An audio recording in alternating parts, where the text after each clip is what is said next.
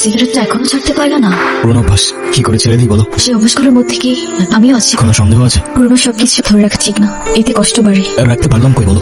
তুমি ঘুমাও, আমি তোমার মাথায় হাত বুলিয়ে দিই। চাইলেও এখন আর ঘুমাতে পারি না, সে প্রশ্ন সারাক্ষণ মাথার মধ্যে ঘুরতে থাকে। শোনাগুলো আমি আর নিতে পারছি না, জানি পারলাম না তোমাকে আগলে রাখতে। তুমি তো আগে রাখতে চেয়েছিলে, কিন্তু ওরা তো কে মাফ করে দাও। মাফ করে দাও মানে? একটা বছর পরে এখন তুমি মাপ চাচ্ছ, হাল ছেড়ে দিচ্ছ? তো আমি আর কি করবো, আমাকে একটু বলবা, একটু বোঝার চেষ্টা করো। তোমার আর আমার ধর্মটা আলাদা, জানি তোমার ফ্যামিলি কখনোই আমাদের সম্পর্কটা মেনে নেবে না। তুমি কি আমাকে ভালোবাসো না? দুনিয়া সবাই মেনে না নিলে যদি আমার প্রতি তোমার ভালোবাসাটা কমে যায় না, তাহলে থাকো, আমি চললাম। কোথায় যাচ্ছ? বাবার পছন্দের ছেলেকে বিয়ে করতে। তাহলে আমার কি হবে? তুমি তো আর আমাকে ভালোবাসো না। বাসি, অনেক ভালোবাসি। পরিবার তো মানবে না মানুক, সমাজকে বলবে। সমাজের বাইরে চলে যাবো। কত দূর? যতদূর গেলে তোমার আর আমার ছোট্ট একটা সংসার হবে, আগলে রাখতে পারবে? সারা জীবন। হ্যাঁ বলো। কোথায় আছো তুমি? এই তো বাজার করে বাসায় যাচ্ছি। কেন?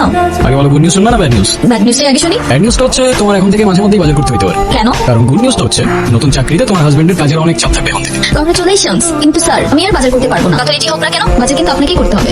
কেন, কি হয়েছে? ধুর, আমি একদমই দামাদামি করতে পারি না। আজকেও 150 টাকা ঠকে আসছি। আপনারা কারা আর বাসার ভিতরে কিভাবে ঢুকেছেন? হ্যালো, কারো আছে? তোমাকে বলে আর লাভ নেই, এতবার নিষেধ করার পরও সিগারেটটা ছাড়তে পারো না। তোমার মনে আছে সিগারেটটার জন্য কিন্তু আমাদের পরিচয়টা হয়েছিল? এই যে রাস্তা ধারে যেভাবে সিগারেট খাচ্ছেন, আপনার কি লজ্জাশরম কিছু নাই? বেলার মতো সেই অন্যের মুখের দিক মারছেন। আপনার জন্য যার ফুসফুসটা নষ্ট হলো সে দাবার কে নিবে? আরে আপা, এই দুধ যদি আপনার ফুসফুস নষ্ট হয় তাহলে আমার বন্ধু তো ফুসফুসই নাই। আপনার বন্ধুর তো ফুসফুস কিনে কিছুই নাই। তো এখন কি করতে হবে? সরি বলেন, এটা আবার আমাকে বলে দিতে হবে? সরি।